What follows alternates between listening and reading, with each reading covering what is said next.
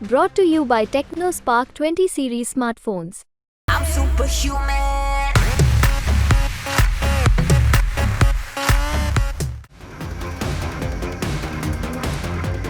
ये हैं ईरान के नए विदेश मंत्री। हेलीकॉप्टर हादसे में विदेश मंत्री हुसैन आमिर अब्दुल्लाहियान की मौत के बाद अब इन्हें नई जिम्मेदारी दी गई है। ईरान में उपराष्ट्रपति मोहम्मद मुख्बर को देश का नया अंतरिम राष्ट्रपति बनाया गया है। वहीं अमीर अब्दुल्लाहियान की जगह पर ईरानी कैबिनेट ने अली बघेरी के नाम पर नई विदेश मंत्री के लिए मुहर लगाई है। ईरानी कैबिनेट के निर्णय से बघेरी को कार्यवाहक विदेश मंत्री नियुक्त किया गया है।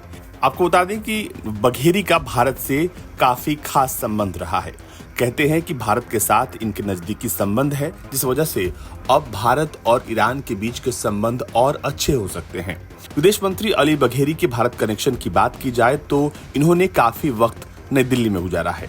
आपको बता दें, इनके भारत के साथ काफी अच्छे संबंध हैं। नए कार्यवाहक विदेश मंत्री अली बघेरी कानी भारत में ईरान के मुख्य परमाणु वार्ताकार हैं। ईरान के मुख्य परमाणु वार्ताकार के तौर पर वो लगातार नई दिल्ली आते और जाते रहते हैं और यहाँ पर उनकी मुलाकात भारतीय नेताओं से होती रहती है। ऐसे में देखा जाए तो अली बघेरी भारत और भारत के नेताओं से अच्छे से परिचित हैं। ऐसे में कई एक्सपर्ट्स दोनों देशों के रिश्तों में ज्यादा बेहतरी की उम्मीद जता रहे हैं। अली बघेरी कानी एक ईरानी राजनयिक हैं। वो 2007 से लेकर साल 2013 तक ईरान की सर्वोच्च राष्ट्रीय सुरक्षा परिषद के उप सचिव थे। वो ईरान के शीर्ष परमाणु वार्ताकार भी हैं। अली बघेरी सितंबर 2023 में ईरान और अमेरिका में हुई कैदी रिहाई समझौते की मध्यस्थता में प्रमुख वार्ताकार थे। हुसैन आमिर अब्दुल्लाहियान की मौत के बाद अब इनको ईरान का नया कार्यवाहक विदेश मंत्री बनाया गया है। बताया जाता है कि 56 साल के अली बघेरी कानी सर्वोच्च धर्मगुरु आयतुल्लाह अली खामेनेई के काफी करीबी हैं। कानी ईरान के अति रूढ़िवादी लोगों के काफी करीबी भी हैं। इब्राहिम रईसी के 2021 में सत्ता संभालने के बाद इन्हें ईरान की सुप्रीम राष्ट्रीय सुरक्षा परिषद का मुख्य परमाणु वार्ताकार नियुक्त किया गया था। साल 2015 में जब ईरान ने प्रतिबंधों में राहत के बदले अपने परमाणु कार्यक्रम को सीमित करने के लिए समझौता किया था, तब कानी ने कहा था कि देश का नेतृत्व पश्चिमी देशों के आगे झुक रहा है। वहीं साल 2018 में जब तत्कालीन अमेरिकी राष्ट्रपति डोनाल्ड ट्रंप ने परमाणु समझौता तोड़ दिया था, तब कानी ने आरोप लगाया था कि तत्कालीन राष्ट्रपति हसन रूहानी पश्चिमी देशों को ये संकेत दे रहे हैं कि ईरान कमजोर हो गया है। हालांकि बाद में कानी ने समझौते को फिर से बहाल करने के ईरान के प्रयासों का बचाव किया था। अली बघेरी कानी ईरान की सरकार में काफी सक्रिय नेताओं में से एक है। इस्लामिक रिपब्लिक न्यूज एजेंसी के हवाले से रॉयटर्स ने जानकारी दी है कि और बताया है कि अब ये नए विदेश मंत्री हैं।